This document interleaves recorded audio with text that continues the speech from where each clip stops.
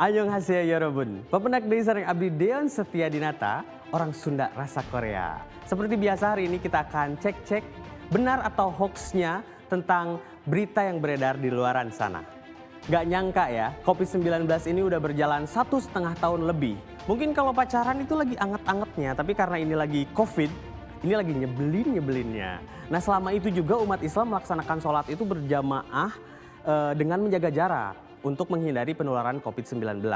Nah, akhir-akhir ini beredar sebuah pesan berantai melalui WhatsApp yang menyatakan bahwa Ketua MUI Kiai Haji Muhammad Khalil Nafis itu memperbolehkan untuk Muslim merapatkan saf salat.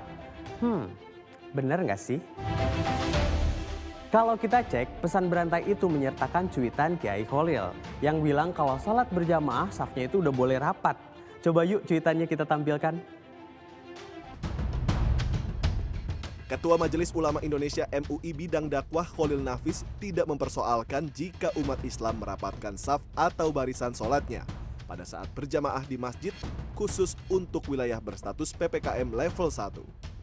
Hal itu disampaikan Khalil merespon banyaknya pertanyaan terkait kapan umat Islam bisa merapatkan saf sholatnya kembali pada saat menjalani sholat berjamaah di masjid. Khalil menambahkan agar tetap menerapkan protokol kesehatan dengan menggunakan masker. Kemudian pada saat berzikir dan berdoa bisa menjaga jarak. Karena fatwa MUI menjelaskan bahwa perubahan cara ibadah tergantung situasi COVID-19 setempat. Namun cuitan itu dinarasikan berbeda dalam pesan yang beredar di media sosial. Disebutkan dalam pesan itu MUI mengimbau untuk merapatkan saf sholat kembali pada saat sholat berjamaah. Merespon hal tersebut, juru bicara Satgas Penanganan COVID-19 Wiku Adhisa Smito tetap mengimbau masyarakat tidak lalai dan menjaga protokol kesehatan. Hingga saat ini pengaturan ibadah di rumah ibadah secara nasional masih menerapkan pembatasan kapasitas dan menerapkan protokol kesehatan dengan menjaga jarak dan menggunakan masker. Ketentuan itu berlaku hingga ada perubahan aturan secara rinci oleh Kementerian Agama.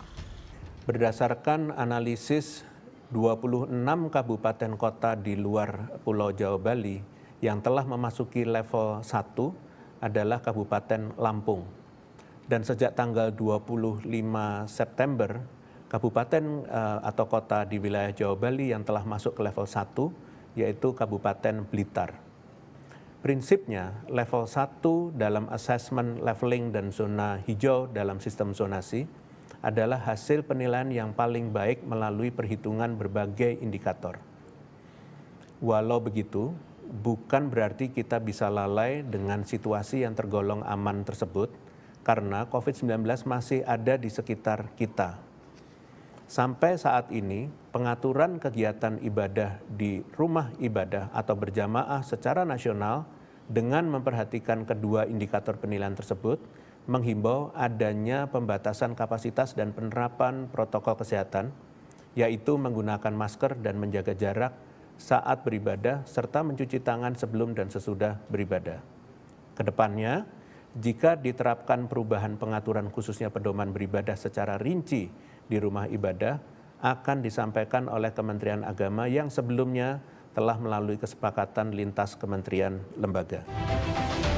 Raso. Jadi ternyata begitu penjelasan lengkapnya. Jadi rapat sholat berjamaah itu hanya untuk daerah yang PPKM level 1 aja yang memang tingkat penularan COVID-19-nya itu udah rendah banget. Jadi tetap terapkan protokol kesehatan dan jaga jarak menggunakan masker. Kita lanjut ke informasi berikutnya. Ini masih membahas soal informasi yang beredar di media sosial ya. Ada lagi nih yang beredar pesan berantai. Jadi pesannya itu nggak ada rantainya, maksudnya pesan yang berantai dari satu orang ke orang lain. Pada aplikasi WhatsApp tentunya. Ini sebuah tautan yang diklaim sebagai media pendaftaran dan pengecekan penerima bantuan sosial sejumlah uang Rp300.000. Betulan nih. Nah, pemerintah sedang membagikan bantuan sosial di masa PPKM ini. Benar nggak sih pesan berantai itu? Yuk kita simak liputannya. Bantuan sosial tunai adalah hal yang dinanti masyarakat pada masa PPKM, terutama bagi masyarakat yang terdampak pandemi.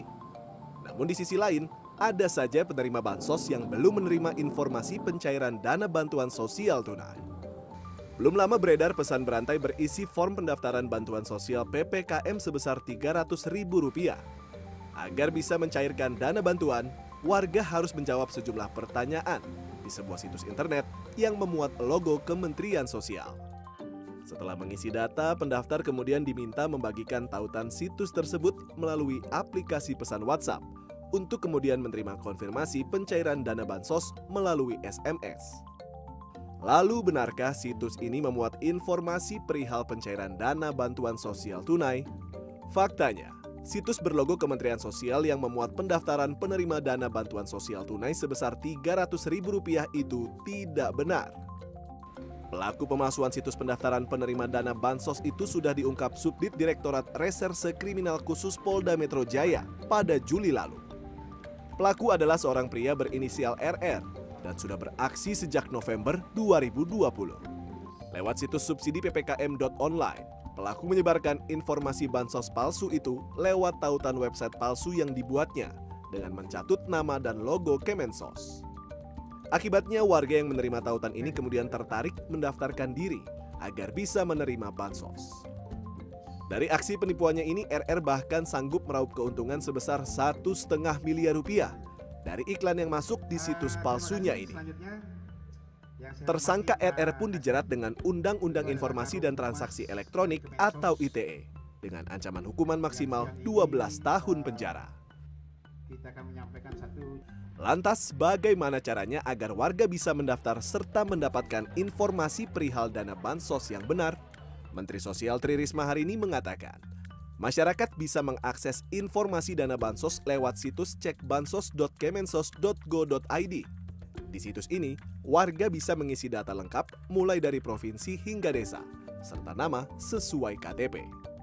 Kemudian, calon penerima bansos harus mengisi kode verifikasi untuk mendapatkan petunjuk apakah warga tersebut berhak atau tidak menerima bansos.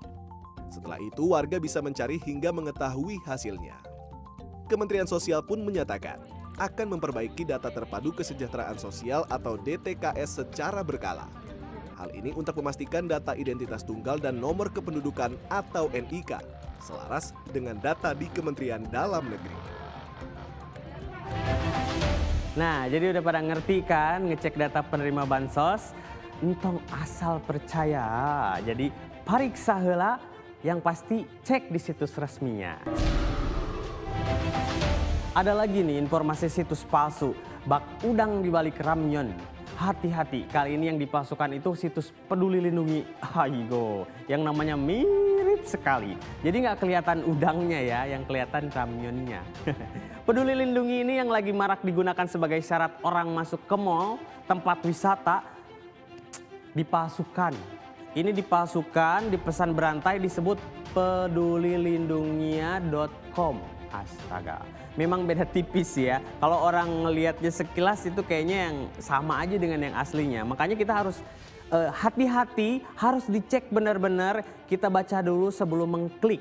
Coba nih kita ikuti laporan selengkapnya. Kumaha beritara? Iya laporan. Kementerian Komunikasi dan Informatika telah memblokir 2 situs Peduli Lindungi palsu. 2 situs tersebut ialah pedulilindungiq.com dan pedulilindungia.com. Sementara situs Peduli Lindungi yang asli adalah pedulilindungi.id. Menurut juru bicara Kementerian Kominfo Dedi Permadi, motif ekonomi menjadi dugaan landasan memalsukan situs Peduli Lindungi. Jika terdapat indikasi penipuan, maka Kominfo akan membawa kasus tersebut ke ranah hukum. Kami sangat berharap kepada masyarakat ketika mendapatkan informasi jangan langsung percaya, tetapi perlu cek terlebih dahulu kebenarannya. Cara melakukan cek terhadap kebenaran sebuah informasi bisa dilakukan dengan misalnya merujuk pada website atau situs-situs yang terpercaya atau bersumber dari statement resmi pemerintah. Dengan cara itu, maka kita bisa menghindarkan masyarakat dari hoax. Ada beberapa cara sederhana untuk memverifikasi kebenaran suatu informasi atau berita agar terhindar dari hoax. Yang pertama, kita bisa mengirim pesan WhatsApp ke Lembaga Mafindo atau Masyarakat Anti Fitnah Indonesia ke nomor 0859 2160 0500. Mafindo adalah salah satu institusi yang melawan disinformasi dengan cara membangun database anti-hoax. Atau juga bisa mengunjungi situs Mafindo di turnbackhoax.id. Cara lain, kita bisa mengunjungi situs milik Kementerian Kominfo di komin.fo/inihoax. Di sini kita bisa melihat berbagai disinformasi yang telah diverifikasi oleh Kementerian Kominfo. Atau kita juga bisa mengunjungi situs cekfakta.com. Situs ini afiliasi berbagai institusi anti-hoax dan juga perusahaan media terverifikasi. Untuk cek kebenaran informasi yang berkaitan dengan COVID-19, kita bisa mengunjungi situs s.id/infovaksin. Situs ini dikelola oleh Komite Penanganan COVID-19 dan Pemulihan Ekonomi Nasional atau KPCPEN. Jadi sudah pada pintar ya membedakan antara situs hoax dan situs yang benar. Jangan lupa baca dulu sebelum mengklik. Yang benar itu Peduli Lindungi, nggak ada yang lain. Dan yang terkait informasi COVID-19, cek di situs-situs resmi, cek faktanya. Semoga rangkaian informasi-informasi yang saya sampaikan ini bisa membuat teman-teman semua kini lebih paham dan bisa membedakan mana informasi yang benar dan yang tidak benar alias hoax. Ayo segera vaksin bagi kalian yang memungkinkan untuk divaksin. Jangan ditunda-tunda biar cepat selesai ini pandemi. Geus lieur abi mah dah. Sampai jumpa lagi di Bener Enggak Sih, menguak fakta di balik hoax lainnya. Saya Dion Setiadinata, kamsahamnida.